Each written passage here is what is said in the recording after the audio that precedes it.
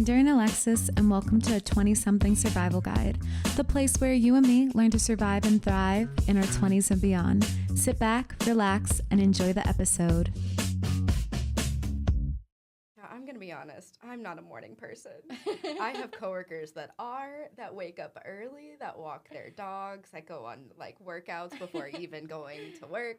Not I. So I said earlier that my hours are from 10 to 7. That sounds so late to me because I literally have to wake up so early to be in at work at 8. Yes. Do need to hold myself accountable more to actually wake up earlier and be more productive in my mornings, because in my ideal morning, we wake up around 8 o'clock, just kind of get up, start getting ready for your day, splash your face with water, moisturize, always do your skincare routine. And I will always start with a pot of hot coffee at my house, and then usually transition to iced coffee later throughout the day. Coffee is key, especially as a hairstylist. That warm mug of coffee is always a ritual for me, so that's always a part of my morning routine. And then I, of course, try to make breakfast. Usually it's either a fruit smoothie or maybe a little English muffin, and then just do a little 10-15 minute yoga flow. I am a makeup, hair, clothes person in that order, and then I get up and go take my little self to the subway. And People I am that very do lucky. Clothes before hair and makeup though confuse the heck out of me. What if you get makeup powder all over your clothes? I am also makeup, hair, clothes. Also, why not stay in your PJs as long as you can? Okay, thank you. Also, I sweat sometimes when I do my makeup and my hair. Yeah. So I want to clean myself up before I'm putting on my clothes. Sorry, I'm so dramatic. I'm yes. But no, that's good. I love the animation. I'm very animated. But yeah, so very particular in that order. Every time, I love to be comfy. That's why I stay in bed as late as I can. I'm also a Pisces. We're known for loving sleep. But then I am really lucky my commute is only 20 minutes long. Honestly, if I'm running late to the train that day, it's not even worth calling an Uber. I'll get there later than if I actually just jump on the train. Wow. So I get on the subway and go and get by work hopefully by 9:45 most days, and start my day at 10, and then I usually don't leave until a little after 7. So what do you do at the end of the day? You got to finish out the day. Well, I do have to finish out the day. I'm sorry. So at the end of my day, I am also a homebody. So this sounds really riveting. The other night, Christian and I did actually go play pool, and it was fun. We love playing pool, so we played pool. Christian's my partner. We went to play pool at a bar before going home, and that was really nice. But usually I go home. He's usually at work. I watch a little maybe Bridgerton if it's recently, and have a little dinner and go to sleep. Nice. And that's my night. It's pretty chill. I try to, if I have a break between clients, I do try to go outside, because that is the only thing. Usually when I get to work, I don't get to go outside until I leave. Mm-hmm. So it's been beautiful in New York City, and I unfortunately just don't get to enjoy most of that time. That's disappointing. Yeah. I feel like my life honestly kind of sounds pretty similar to yours, but I guess it's very dependent on if I'm going into work or if I'm work from home. And I will say I was not team work from home up until I moved to Connecticut, and now I'm team work from home because I'll go through mine a little quick. So on the days I go into office, my boyfriend's bed shaker goes off at 6 a.m. Just kidding. Well, I'm not kidding. He actually has a bed shaker to wake him up because he will not wake up. He's the worst person to sleep next to. He's like a little monster. I love him, but he is a little monster to sleep next to. She wishes she was kidding. I wish I was kidding. Anyways, so I wake up at 6 a.m. because I have a solid 30 minutes to get ready. And I'm getting ready like this. I do my makeup in 5 minutes, if I even do my makeup to go to work, because I just can't be bothered to do my makeup to go to work anymore. I typically pack my lunch the night before, because who wants to pack a lunch at 6 a.m.? Not I. And then I have my hour-and-a-half commute where I listen to my little podcast. Then I get to work, and I'm working, and I'm working, and I'm working. And if I'm lucky, I take a lunch break. I feel like my team schedules meetings over my lunchtime, which I absolutely hate. If you're one of the people listening to this, I hate it. And then at the end of the day, I drive home, and I am a dead zombie because I'm getting home at 6:30. Mm-hmm. And then I just lay on the couch, and me and Michael watch TV together every night, and I shower and I go to bed. However, if I'm working from home, the bed shaker's going off at 6 a.m. It all comes back. The chick is going up at 6 a.m. I wake Michael up, and then I go to the gym in the morning, and I don't do like a crazy workout. I just walk on the treadmill and I read. I read a book while walking on the treadmill on an incline. I walk on a 3 incline, 3 speed, and I read a book for like 30 to 45 minutes. And then I come home, I don't fully shower. I just like kind of freshen up and clean up. And then I get into my work. And then I'm working. And then on my lunch break is typically when I go and have my full like gym. Mm-hmm. For some reason, it's like the days I work from home that there's no meetings like over lunch. But for some reason, when I'm in office, I feel like there's meetings from 12 to 1, which I don't know why, but besides the point. But I really like to do my gym in the morning or the afternoon so then I can do stuff in the evening. Yeah. And I don't always do stuff in the evening. Sometimes it's as simple as me and Michael like sitting down and watching Jane the Virgin together. Some days it's me going to the park. Some days it's me just editing the podcast. But if I can have like my 5 to 8, like my 5 to 8 is really when I get like my me time on the days that I work from home. And I really value that like me time. Yes. I love my me time. Yeah, I will say like living with my partner, which we did do an episode on that with Kelsey, but it does make it a little bit harder to have that me time. Me and Michael really do like to spend time together, like watching TV. And sometimes I'm like, oh, I really wish I was like reading a book, or I really wish I just like went out and did something else. But that is kind of typically what my day looks like. Yeah. I mean, I do love that.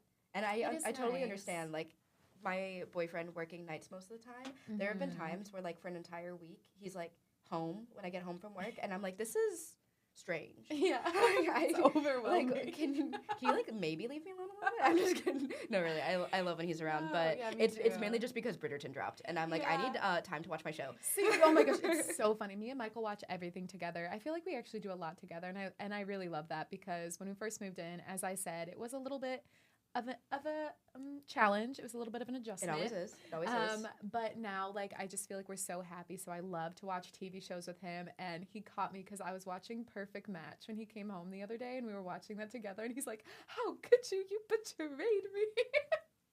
That's so funny. And then, like, he doesn't care. Don't relate. No, Michael cares. But the thing is, I was trying to find a show that I could watch by myself because me and Michael are watching everything together. That's actually Christian. Yeah, so it's like I need to find a show to watch alone so that I can watch it like when he's doing his own thing because he has all these like cool fun hobbies. Mm-hmm.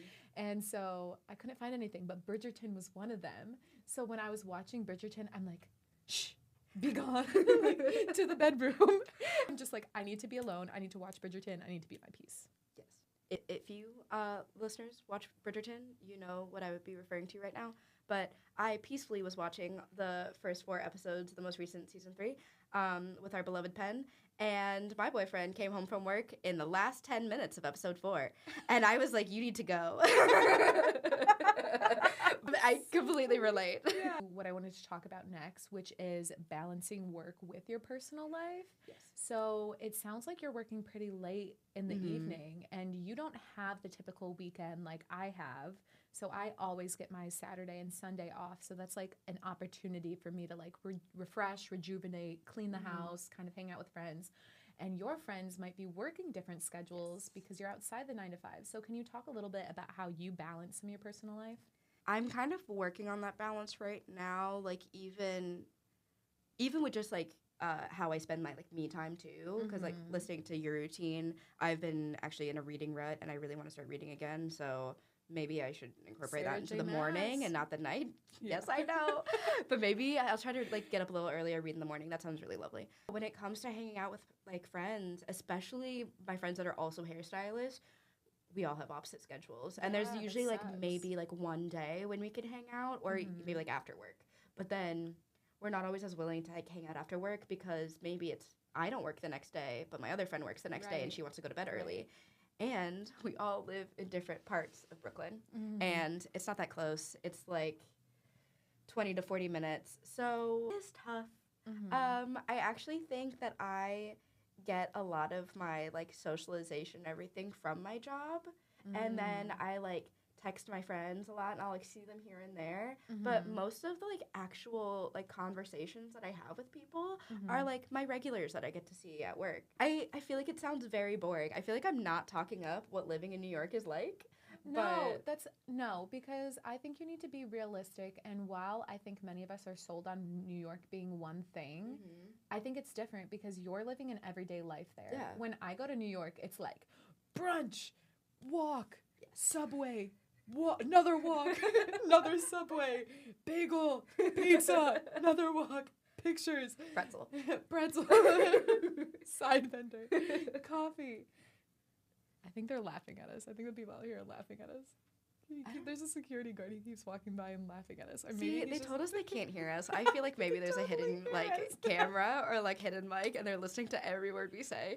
It totally is. Anyways, so that's New York City to me, but New York City to you, that's just your everyday life. And think about it this way: I'm not doing something every night. Exactly. I just recently started to want to balance work more with my personal life. And I met this girl, Alexis, here, and she took me to Watch Hill after work. We went at 5 or 6 p.m. right after we got off work, and we sat on the beach and we just talked and, had a coffee. And I'm like, wow, why have I not been doing this more? There is stuff you can do if you want to do, but also when you're first starting off in your career in general, I think it's exhausting. Yes. There are so many days I come home. If Michael knows if I go into work, I'm not going home and coming to the gym. I'm not going home and cooking. I'm pulling out some carrot sticks and I'm having my little girl dinner. Yeah, exactly. So there's nothing wrong with that. But is there any ways you balance your hobbies with your job? You and I are very much opposites in the sense where I feel like you are just so much more of an extrovert, and I'm an extroverted introvert. If I have the energy around me, I can kind of bring that out, which is why I'm very talkative at work. If anything, I'm too talkative at work sometimes because I'm over caffeinated from the amount of coffee I drink while I'm on the clock. It's like a little chihuahua. It's just I really am. I'm a chihuahua sometimes. I'll literally make fun of myself because I'll be doing highlights and I'll be like, dude, look at my hand. It's how do you stabilize the highlight with a shaking hand? I have my ways. When you have severe anxiety and an addiction to coffee, it is what it is. It is what it is. It is what it is. Italian.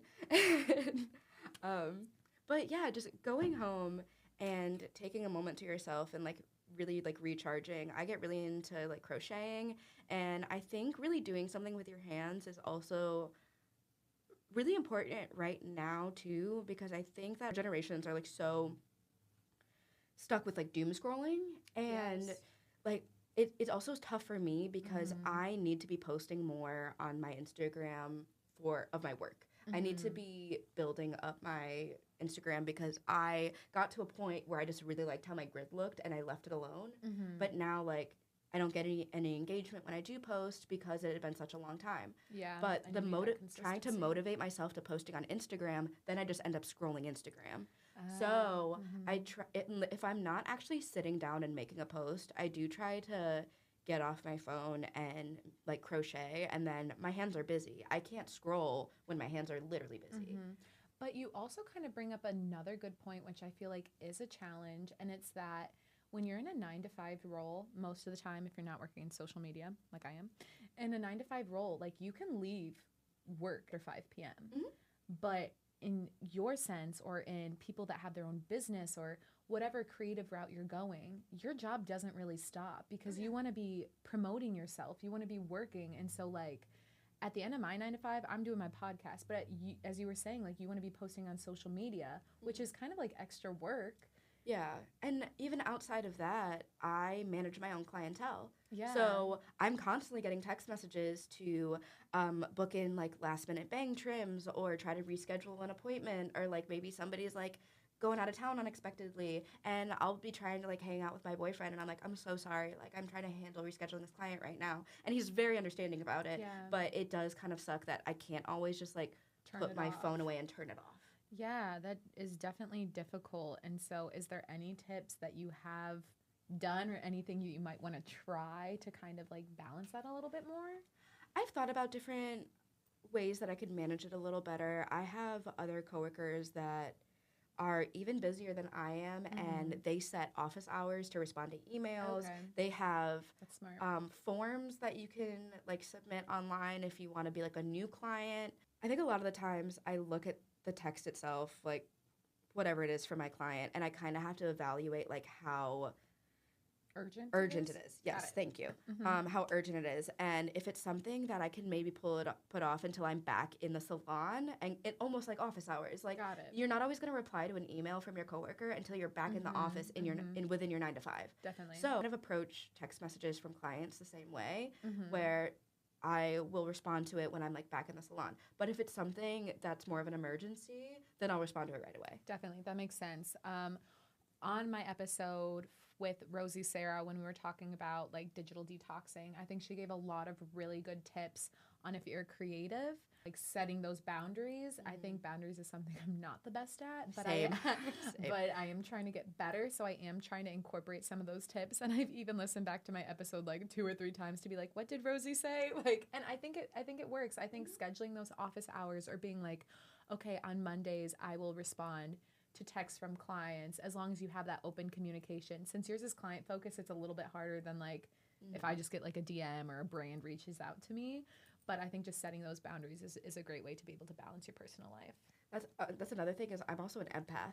So sometimes I have a really hard time letting the text sit there because I'm like, what if they're like worried? Or like, I don't know. I do let it get to me sometimes, and I think that's also why sometimes I have a hard time setting that boundary. I am the same exact way, especially with DMs, and Michael calls me out for it all the time. He's like, you do not need to respond to that DM. Or I did a video about cowboy boots, and they were for thick calves because your girlie has thick calves. And a girl was like, can you please measure your calf so I know if they'll fit me? Oh, okay. And so I was like, yeah, sure. So I like measured my calf, and I like commented back, you know, my measurements. And Michael was like, you don't need to like measure, you don't need to stop what you're doing to go measure your calf to respond to some comment to help some girl. But I'm like, but what if she really wants the boots and I just want to help her? And like, I know how hard it is to find boots as like a mid-sized girly sometimes with strong legs. I have severe anxiety. My therapist tested me an 80 out of 100. If I was in that situation, I'd be like, what if they sell out? I have to get her this membership because if she wants these boots, they could sell out in her size. Literally, no, that is exactly what I was thinking. I'm like, but what if, but also like, what about you? How are you doing? Exactly. Think about yourself. How is your mental health? We have to be selfish nowadays. Yes. Of course, we have friends and a support system, but sometimes you have to be selfish. Sometimes you need to set those boundaries for yourself, especially if you're not working in a 9 to 5. You need to set your work hours. You need to be able to have that balance between that personal life and that work life. Comes to a typical 9 to 5, most of us are getting paid like either weekly, bi-weekly, monthly. What is the cadence for you getting paid, and can you talk a little bit to aspiring hairstylists on how they might be able to like budget and financial plan? Or do you get paid like bi-weekly? I do get paid bi-weekly. Okay. And do you get paid based off like commission though and tips? Yeah. Like, can you talk a little bit through that? So I get paid based off of commission, and then any credit card tips that are like left at the front desk and during checkout, like those also go into my paycheck. Do receive like other tips as well. So I think that tip money, that extra tip money is really, really important. When I first started out behind the chair, I saved all of my tips as almost a separate income, and I mainly paid off like my credit card bill and like anything that was going on with what was actually in my paycheck.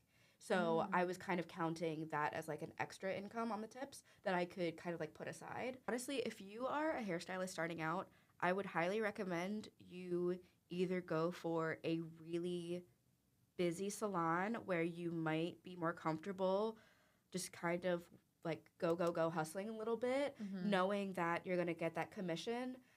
My company is actually on a sliding scale commission. The more money you bring in, the more money you take home.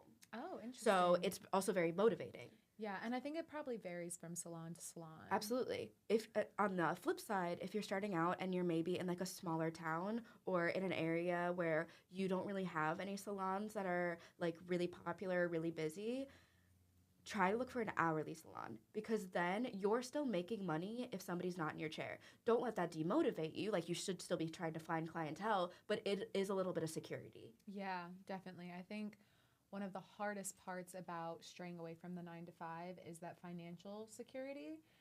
I know that's why I have not left my 9 to 5 and just gone full time into content creation or podcasting because you never know like when you're gonna get that next paycheck. I know you used to also I was a work. barista. Yeah, you're a barista. I loved being a barista. If you love coffee, Be a barista. I was gonna say it's always like it's such a fun atmosphere, and it Yeah. is a really fun like second job to have. I also really enjoyed the fact that on those days I was getting up very early in the morning, but I was out of work by like 1 or 2, and then I had the rest of the day like ahead of me, and I was working every day. Like when I first got to New York, I was at the salon on 4 days and at the coffee shop on 3 days, but having the evening open, like if you're going to be like that busy, like having some time for yourself is really important. Yeah. Like you can't work every single day through all of like the daylight hours of the day, you know? It's okay to hustle. Like, because when you are going a non-traditional route, there may be more hustle in the beginning until you are able to build these skills and get to a place where there is more stability. Just that self-care is very important because I personally did burn out working every day for 3 years. Yeah, and that's important to talk about too. And so when you kind of got to that burnout moment, what did you decide to switch up? It was very interesting because I burnt out at like 21, and that was like 2019. So I stepped away from my second job and was then only focusing on hair. And then COVID happened. And having so much time to focus on my mental health, coming back from that, I feel like I was like tenfold, like really making sure that I like took that time for myself. At this point, I need to soften up a little bit. I think COVID kind of made it like 0 to 100. For sure. But yeah, just making sure that you manage your time. And I know it's expensive right now, just like being an adult, kind of finding ways that you can live comfortably but not overworking yourself. Like even doing like an Etsy shop or something like that. Like maybe crafting like a hobby that you love and then kind of turning it into a business on the side. No, definitely. I love that. That segues perfectly into what I wanted to talk about because I kind of wanted to talk about finding your passion and your purpose. Do you feel like hairstyling now is like your passion? I can't imagine like really doing anything else. Yeah. And so do you ever feel like you wish you did something else just because it is your passion? I don't know what I'm saying. I'm basically just saying like I love social media. I, however, wish I was doing social media for myself and not for a brand because I feel like I get burnt out sometimes working for the company I'm working at doing social media because I'm using my creative energy there, so I can't necessarily use it on my own works. I can definitely understand that. I think for me, I do see so much of like the math and science and the technical side of hair. So I feel like it doesn't completely burn me out of my like creative like side. I do really love being a hairstylist, but let's be honest, like we have our dreams on the back burner that like there always is. Like me and my middle sister always say that one day we're just gonna have like a bed and breakfast together, like Gilmore Girls style. That's like your dream? yeah, me and Nikki would love to run a bed and breakfast. Or I always said that I would like run away to run a pub in like in like Ireland, in like rural Ireland or something. Like I always thought that would be so fun. That's and that was more so like if I was just really not good at hair and if I needed to figure something else out, like Got it. I wanted my like actual practical one was being like a bridal stylist. Oh, I really wanted. I was so obsessed with Say Yes to the Dress, and I really Yeah. wanted to do dress fittings. I mean, for you still people. can do Yeah. that. But this is also something that I thought about when you were asking the question. But as aspiring hairstylists as well, like when you're starting out, take care of your body. Lift with your knees, not your back. Make sure you're stretching out your wrists. If you have the money, insure So your valid. wrists because being a hairstylist is Insure actually your not. wrist? You can insure your wrists. So what happens if your wrist breaks? So I'm actually not sure of the whole specifics, but I think like if you get like surgery on it, like it's something beneficial where it's just going to save you if there's a health issue down the That's line. so interesting. I've talked to, I don't know all the specifics because I can't afford to insure my own wrists, but I have a couple coworkers that do, and I pay Aflac, so that's basically my thing. Aflac. I pay into Aflac so that if I'm ever, that actually does go into finances too for hairstylists, for aspiring hairstylists. If you can, try to sign into Aflac because if you get injured and can't do your job, they will pay your bills, and it is so important. because working a service job is very scary when you get injured and then you can't work anymore. For sure.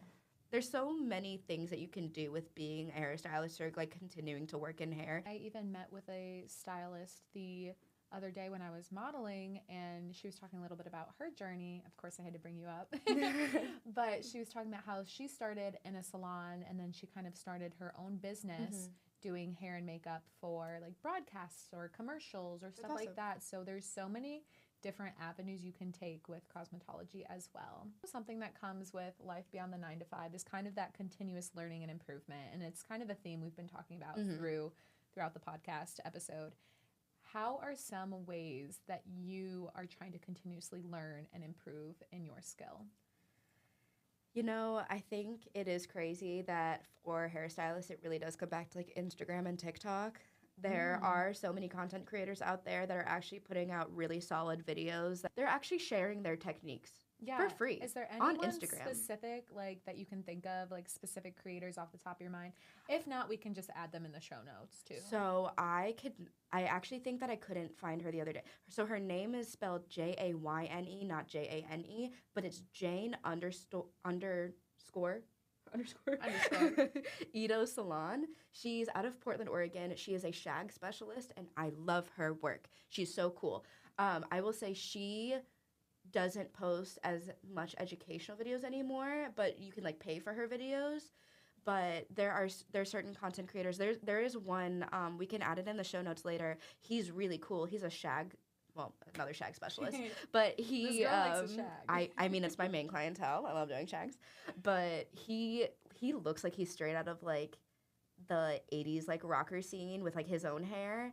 I'm gonna have to find his Instagram and then we can put it in the show notes because I love his stuff too. I've seen him on either TikTok or Reels pop up. Yeah, and like that's really great for just like kind of like watching these free videos and getting like a bunch of like content to kind of help inspire you. But you could also like pay for like Masters of Balayage is really awesome, and they actually have like paid classes where you're watching an actual live stream where they talk through it, and it's more of like it's not a quick little 20-minute video or 20-second video where you're trying to see them work even though it's like sped up. They're actually talking through it, and it's like an hour or more of an application, and you could ask questions in like it's like literally like a Zoom thing or just like a live stream, but it's a hairstylist doing a technique, and you're just sitting in on the class. And they have them in person too. I mean, they always started in person. Zoom and live stream wasn't really a thing until COVID, but I paid for a few of those classes during COVID because I was bored at home and I didn't want to just like sit around and not be learning. Yeah, and so you have a few of these different resources. Do you have any other tips for those considering a career in hairstyling? Where's top tips? Top tips for hairstyling. This is how you cut. No, I'm just kidding. Be a sponge. Learn as much as you can. I loved being an assistant, and I think that a lot of people rush out of being an assistant, but I was like one of the only people for my company that actually had rotated amongst all 5 locations in New York City. Oh, wow. And I had gotten to know every stylist, and everybody has strengths and weaknesses. Like, we can all admit that there's a service behind the chair that we just don't do because it's not our thing. I'm not a bridal stylist, unfortunately. I know I said that about dresses. For hair, I can't do it. I cannot do the fun updos. I wanted to learn them so bad in beauty school, and I just don't have the eye for it. Marissa Maybe will one day. not be doing my wedding hair, I guess. We'll talk. But I mean, I would love to. But just learning all of the tricks and techniques from as many people as you can. Just absorb everything. And did you like the cosmetology school you went to? Do you recommend it? Is there another one you may recommend more? Personally, I did love Paul Mitchell. Let's be honest, having that name on your resume helps. It definitely helps. What are some of the other ones? I've heard of Aveda. Yeah, I've heard of Aveda is really well known in New York City. You have a Rojo. At a Rojo, I think you can still work there as a stylist after graduating. If you went to, well, of course you haven't been to beauty school yet because that's the whole point of this conversation. But Fidel Sassoon is a name that you'll hear a lot. And there's an academy in California you can go to that I've heard fantastic things about. Because I'm curious. I know I found my current hairstylist, or I guess extensionist. She does hair too, but she does my extensions. Shout out to Avalon. What a cool name, Avalon? Yeah, it's so cute. She's so cute. I love her. How do you build clients? I found her on Instagram. Do you think a lot of people come from Instagram, or do people just come to the salon and you kind of get It's very interesting. I think in the beginning, because I was more so working in the Manhattan locations, I think it was a lot of Instagram. I think we used to have a bigger Instagram presence before COVID. Sorry to bring it up a second time. It was traumatic. But after, I work at the only Brooklyn location for Fox and Jane. We attract a lot of people because there's just a lot of people that live around us, and it's a lot of word of mouth as well. I feel very fortunate that a lot of my clients have actually sent me their friends, and I'll get somebody in my chair that's like, my friend Allie sees you, and I'm like, oh, that's so awesome. My hairstylist sent me a friend. Really? Yeah. That's so sweet. Alexis, my new friend, she also goes to Avalon, and I guess Avalon was like, I really think you'd like Darian. And so then Alexis slid in my DMs and was like, hey. How cute. I've never set up my clients before. Yeah. I love that. It's I like know. Bumble BFF. It was Bumble BFF at the hair IRL. salon. IRL. We all want a different clientele and like what work we actually want to do behind the chair. So in the beginning, you're probably just going to have to take everything. But as you get busier, you can kind of weed out the stuff that isn't really for you and maybe refer them to a colleague of yours or a friend. And instead, like, you can really start focusing on the services that you love. I am now mainly like texture, curls, and like shaggy stylist at this point, and bobs. I love doing bobs as well. So now that you have the clients, Yes. what are some ways that you think you retain the clients? Because you said that a lot of your clients come back to you. So what are some things that you have done that you think keeps them coming back? Pre-booking. Pre-book your appointments with your stylist. It's better for both of you. Not only does it actually set like your client up for their next appointment, and I always get the feedback where my clients will be like, man, I just felt like 2 weeks ago my ends looked so bad and I needed to get a haircut, and then I looked at my email and my haircut was in 2 weeks. And it's perfect. It's great for my clients because they don't have to worry about getting in a timely fashion because we are a really popular salon. They have it set up. It's there for them. If they have to reschedule, we can figure something out, but at least they have the appointment. And then on my end, I have the security that in 3 to 4 months, I will have a clientele on my books. If you don't pre-book, then you never know. Lovely coworker and friend Jenna made me feel so confident as an assistant to be myself behind the chair. We always talked about how we were kind of the same person. Mm-hmm. And seeing the way that she could be herself behind the chair and like her clients loved her and would come to her consistently.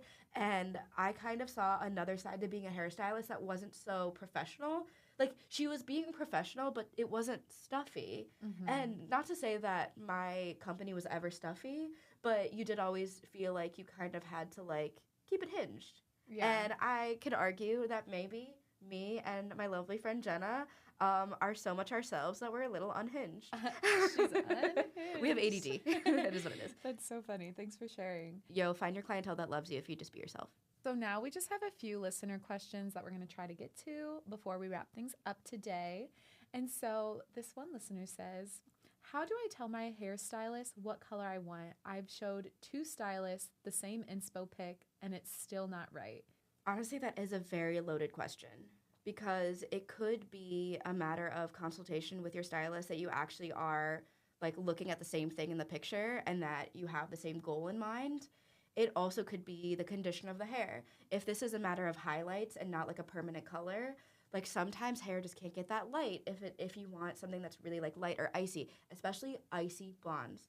That is really hard to achieve, and it's something a lot of people want, but it's really high maintenance. It's really hard to do on one try. It's going to require multiple sessions, but I do see sometimes stylists aren't always honest with their clients about what is actually achievable behind the chair. I would say too, like Avalon, I went to her when I got my hair extensions and she was straight up with my consultation before. It was like, this is what we can do. This is what we can't do. Because I'm also one of those bitches that's like, I want to be blonde. I want to be brunette. Yeah. I want to be blonde. I want to be brunette. And you know what? We're annoying and it's not good for your hair. So cut it out and just go to your natural hair for just like a little bit. This is something to keep in mind. Because this also goes back to if this was permanent color, but color doesn't lift color. So if you're a redhead and you want your hair more vibrant, you actually have to lighten it. Like, you can't just put a brighter red on top and expect a brighter red. Because I think Color she doesn't was lift color. looking for like a Okay. reddish. See, that's why. Super loaded. There could be so many results from this. Yeah. Color doesn't lift color, so if you want your hair more vibrant, but it also is color, it's previously colored, you have to do a treatment to pull that out. Very interesting. Did you study cosmetology? And the answer to that is Yes. And lastly, how do you balance life outside your 9 to 5? Which we talked about this a little bit, but is there anything else you want to throw in? Yeah, a little bit. Anything, I just make sure that I have my like peace at least for an hour before I go to sleep. Like even if I go out with friends after work, I need some time to just watch my show and be alone and be at peace or listen to a podcast. And that to me, that recharges me. I love that. And for me, for balancing the 9 to 5, I talked about it a little bit, but if I'm not going in, I try to do some of the me things before work or on my lunch break. So then I have my evenings free as well. I just want to thank you for coming on, first of all. Thank you so much for having me. I know. This has been so much fun. I've loved everything we talked about. And I might even continue this like little 9 to 5 beyond the 9 to 5. So if there's any other professions or people you want to hear from, let us know. But before we go, I wanted to ask what your number one piece of advice is to 20-somethings. I think my piece of advice for 20-somethings is just stay true to you and don't hold yourself down to one thing. Like, you're allowed to kind of live in different phases. And if you are one person at 22, 23, and at 26 you are growing into somebody else and maybe your style's changing, like, I feel like my aesthetic changed a little bit. And, like, For that was kind sure. of weird for me because I got a little bit out of wearing, like, dark clothes all the time. And like, had to be like, that's okay. Yeah. It's okay to like different things and kind of like move on, and maybe you'll come back to it. But life is about change. I feel like that is so relevant, especially when the Barbie movie came out, because everyone's like, it's okay to wear pink. Because we used to be like, that's too girly, that's too cringe. Actually, And it's okay to like have tattoos and want to wear a little purple shirt and dress. that's actually something that I've been leaning into for a couple of years now, where I Yeah, just the realized femininity. where as I started to be more like alt when I was a teenager, I rejected the idea that my favorite color was pink. Yeah. And now as an adult, I'm like, millennial, like soft pastel pink is my favorite color. Yeah. And it has been for years. And I'm not going to deny that because I think that makes me too girly and not alt enough. Yeah, so it's okay to change. It's okay to be you. But thank you just so much for coming on the podcast. I hope you guys enjoyed the episode today. Please make sure to rate it and subscribe if you have not already. I will drop Marissa's information down below so you can check out her hairstyling. And if you live in New York, definitely check her out. She is at the Fox and Jane in Brooklyn. Atlantic In Avenue. Brooklyn. As I said, I appreciate you guys so much. I love you so, so much. Thank you for tuning in. As always, I'm Darian Alexis, and don't forget to survive and thrive.